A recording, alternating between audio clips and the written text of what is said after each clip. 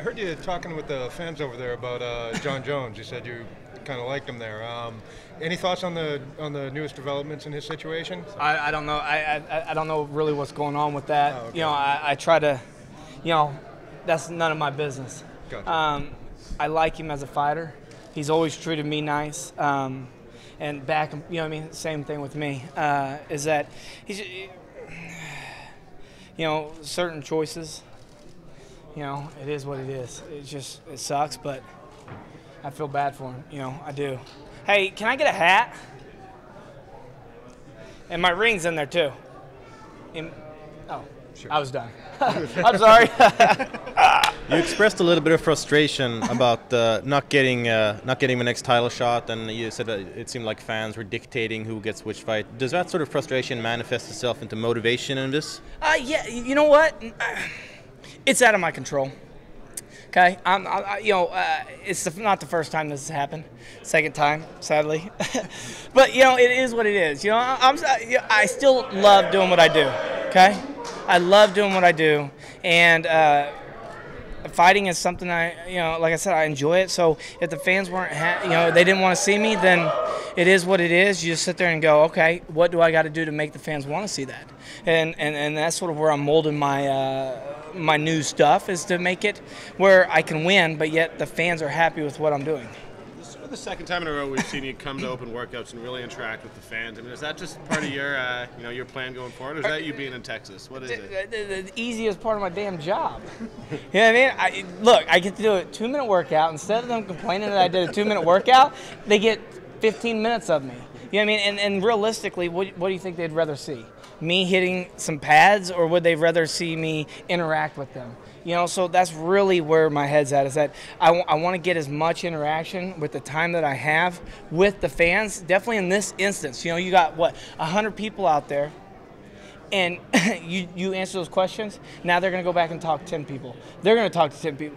And so realistically, that's you know, that's why I say it's humbling that all these guys want to sit here and get an autograph or get a picture. And that's why after we're done, I'm going to go back and make sure I can finish the guys that I didn't get, is because it's so easy to do that. And to sit here, because one day I know it's going to go. It's going to disappear. And whenever it does, I can look back and say I did everything I could to keep people happy.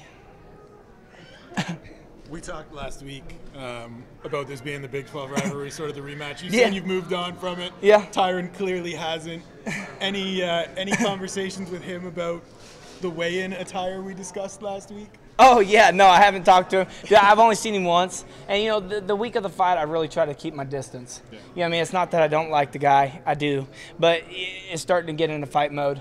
You know, competing mode, should I say.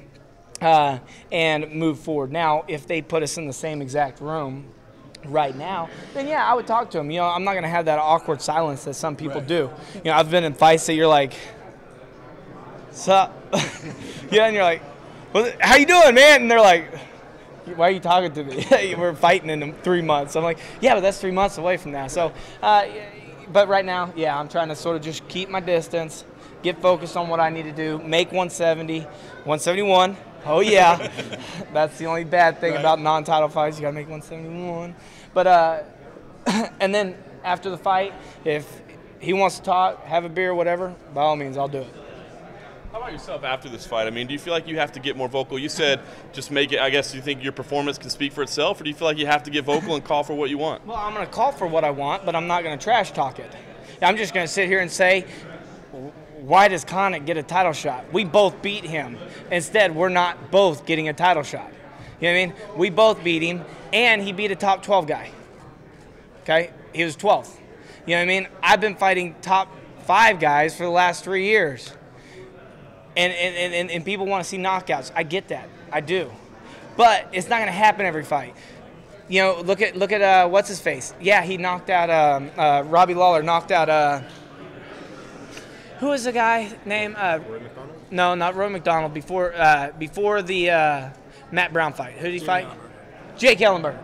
Okay, he fought Jake Ellenberger, top 10 guy, but not a top 5 guy. Then you know he does knock out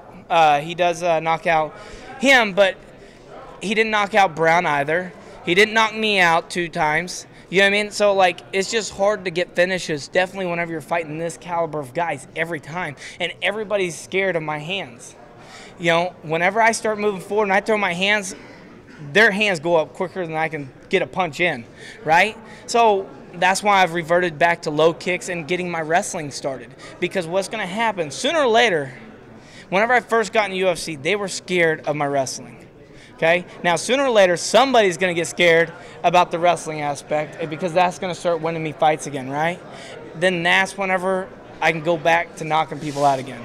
Because right now, I don't want to waste energy whenever I go like this and they're like, you know what I mean? That's just wasted energy. But whenever you do that and they do this, look at that. That's all real estate, man. Yeah, easy real estate. And sometimes I'm not even looking for it. I throw a punch, I'm like, my body just goes, ugh. I'm like, okay, I guess I'm going for a takedown. What do you feel is the biggest challenge that Tyron Woodley presents as a fighter in this matchup? The way Tyron is. He's 2 different fighters. You know, in a lot of his fights, he's either a very aggressive fighter or he's a very defensive fighter.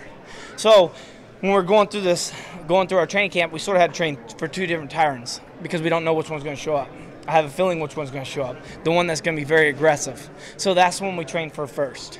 Then we would throw in some rounds with him being very defensive, trying to lay traps, and trying to move and stay out of those. So I'm really actually sort of grateful for this fight because it's really changed my striking. You know, there's some of the things that I'm going to be doing in the octagon is really going to be different than what I have in the past. There's still going to be combination flows and stuff like that, but foot movement, angles, those kind of things, I think those are going to be really important for this fight. You feel bottom line, knockout equals title shot? If I get a knockout and I don't get the damn title shot, I'll be pissed. That's when I'll really be pissed. But, you know, win. Here's the thing. I'm still striking. You know, somebody was like, well, you know, are you going with that George sort of performance? I'm like, dude, I'm not jabbing a guy to death. You know what I mean? I'm throwing combinations. I'm looking like a kickboxer, and then all of a sudden I do takedowns.